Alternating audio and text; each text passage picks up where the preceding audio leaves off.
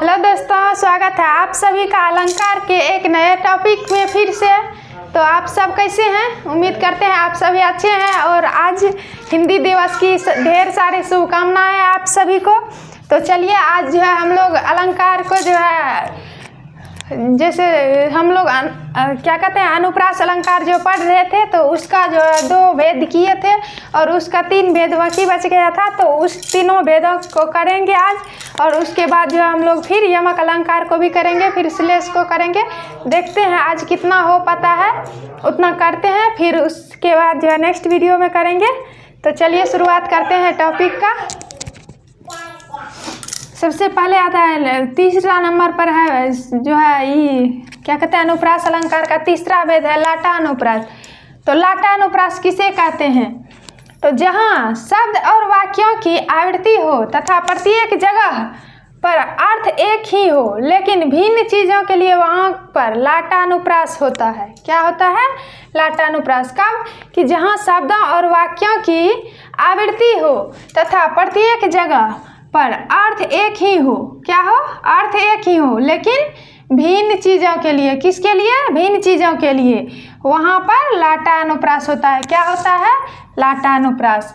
उदाहरण, पूत कपूत तो का धन संचय, पूत सपूत तो का धन संचय।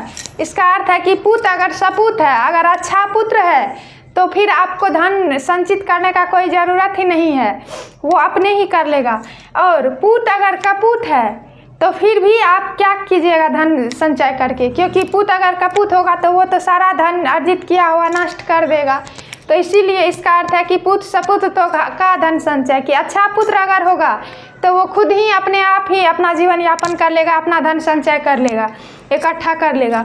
और अगर पुत्र कपूत हो गया तो फिर भी आप कितनों करके रख दीजिएगा, फिर उसको सारा जो है नष्ट, जो दारू में जो है सारा नष्ट कर देगा। तो वही है इसका अर्थ।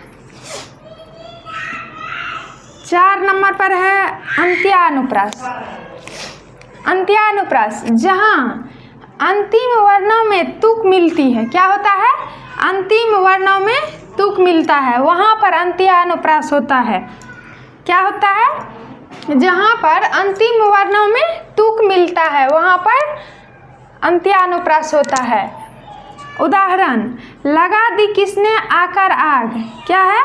लगा दी किसने आकर आग, कहाँ था तू संशय के नाग। देखिए अंत में तुक मिल रहा है ना, राइम बन रहा है, आग नाग, है ना। तो इसी को हम क्या कहते हैं? तो अंत्यानुप्रास कहते हैं कि अंतिम वाला वर्ण का जो है राइम बन रहा है, यानी तुक मिल रहा है। तो इसे ही अंत्यानुप्रास कहते हैं। किसी को कोई दिक्कत नहीं ना? सभी को क्लियर है?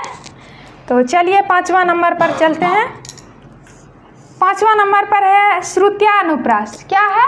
श्रुत्यानुप्रास, एक ही उच्चारण स्थान वाले वर्णों या एक ही वर्गों के वर्णों का प्रयोग हो। क्या हो?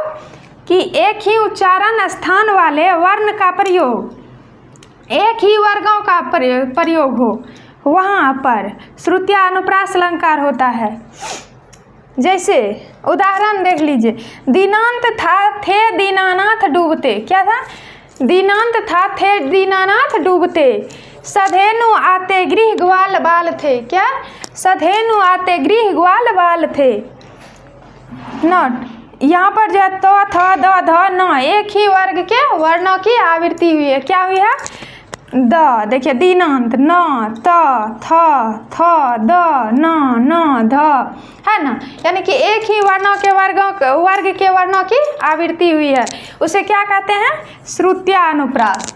या आप ये भी बोल सकते हैं कि जिसमें माधुर्य वर्ग के वर्णों की आवृत्ति होती है उसे श्रुत्यानुप्रास कहते हैं। ठीक है, नेक्स्ट हम लोग चलते हैं यमक अलंकार पर। किस पर चलते हैं? यमक अलंकार पर। और यमक अलंकार जो कि हमारे एग्जाम में जो है इससे कितनों बार इसका तो उदाहरण जो है बार बार रिपीट होता है, इतना होता है कि कहिए ही मत।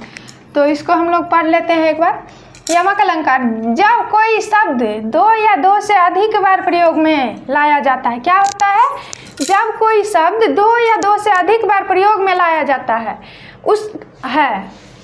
वह प्रत्येक बार उसका अर्थ अलग अलग होता है। क्या होता है?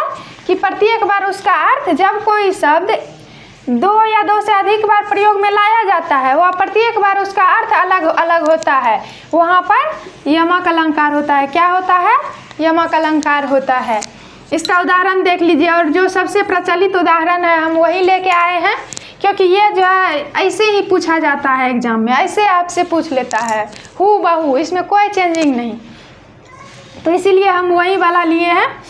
कनक कनक ते 100 गुनी मादकता अधिकार, क्या? कनक कनक ते 100 गुनी मादकता अधिकार, या खाए बोराए जग वा पाए जो बोराए। और इस कनक का, एक कनक का मतलब होता है यहाँ धतूरा, क्या होता है? धतूरा होता है। और दूसरा कनक का अर्थ होता है सोना, सॉरी, इसका अर्थ होता है सोना। क्या होता है? सोना। कि अगर आप धतूरा अगर खा लीजिए तो ऐसे बोरा जाइएगा, और अगर किसी को ज़रूरत से ज़्यादा अगर सोना, इस सोना यानी कि स्वर्ण, अगर आपको अधिक सोना मिल जाएगा फिर भी आदमी बोरा जाता है। तो वही है इसका अर्थ कि कनक कनक ते 100 गुनी मादकता अधिका, या खाए बोराए जग, इसको खा के बोरा जाता है, और वा पाए बोराए, इसको पा के बोरा जाता है। क्या होता है? कि सोना पा के आदमी बोरा जाता है। सजना है सजना के लिए, ये भी बहुत ही प्रचलित है, और ये भी ऐसे ही एग्जाम में पूछ लिया जाता है। इसका अर्थ है कि आप आभूषण पहन के, आभूषण, इसका अर्थ है कि आभूषण यानी कि औरत जैसे साज श्रृंगार करती है तो क्या करती है? सजती है। किसके लिए?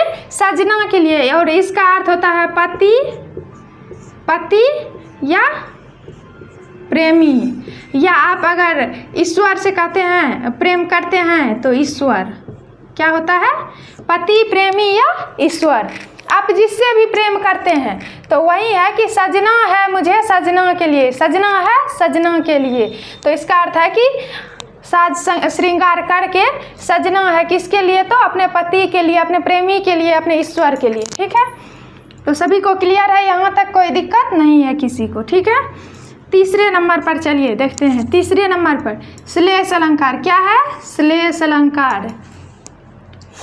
और ये हम पढ़ रहे हैं शब्दालंकार को, और इसके बाद जो है नेक्स्ट वीडियो में अर्थालंकार को करेंगे।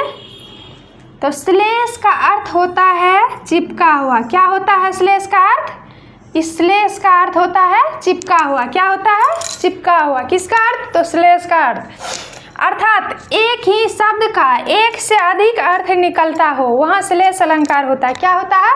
एक ही शब्द का एक से अधिक अर्थ निकलता हो, वहाँ श्लेष अलंकार होता है। ठीक है, निकलता है, श्लेष अलंकार होता है। उदाहरण इसका भी प्रचलित है, इसका भी उदाहरण जो है बहुत ही प्रचलित है कि रहीमन पानी राखिए बिन पानी सब सून, पानी गए न उबरे मोती मानुष चून। क्या है?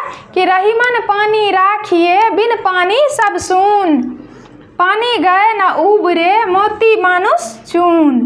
ठीक है, यहाँ पर पानी का अर्थ है एक पहला पानी का अर्थ है चमक से, चमक से, कि पानी गए ना उबरे मोती, यानी कि मोती का जो है पानी अगर नहीं रहेगा तो मोती में चमक नहीं रहेगा। मनुष्य का जो है प्रतिष्ठा हनन हो जाएगा, पानी के बिना मनुष्य का प्रतिष्ठा हनन। और चून जो है, जल के बिना चून का कोई अस्तित्व ही नहीं है। तो इसका अर्थ क्या हुआ कि एक पानी शब्द एक ही है पानी, और इसका अर्थ अलग अलग है। एक का अर्थ है चमक, एक का अर्थ है प्रतिष्ठा, और एक का है जल।